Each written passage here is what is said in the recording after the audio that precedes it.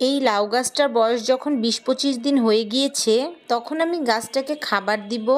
গাছটার খাবার হিসেবে আজকে আমি মাছের কিছু আবর্জনা দিয়ে দিব এখানে।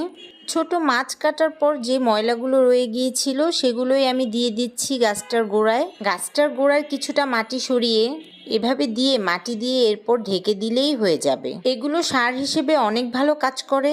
এরপর গাছটার আজকে আমি প্রত্যেকটা আগা কেটে দিব এভাবে করে। এতে করে গাছটার অনেকগুলো শাখা বের হবে। লাউ গাছটার এখানে আমি 1G কাটিং করে দিলাম। এই তো এখানে ৩-৪ দিন পরেই অনেকগুলো শাখা বের হয়ে গিয়েছে লাউ গাছটার। আর কিছুটা বড় হলে 2G কাটিং করে দিব। এভাবে লাউয়ের আগা কেটে দিলে ফলন অনেক ভালো হয়। এই লাউ গাছটার বয়স যখন ২০-২৫ দিন হয়ে গিয়েছে, তখন আমি গাছটাকে খাবার দিব। গাছটার খাবার হিসেবে আজকে আমি মাছের কিছু আবর্জনা দিয়ে দিব এখানে।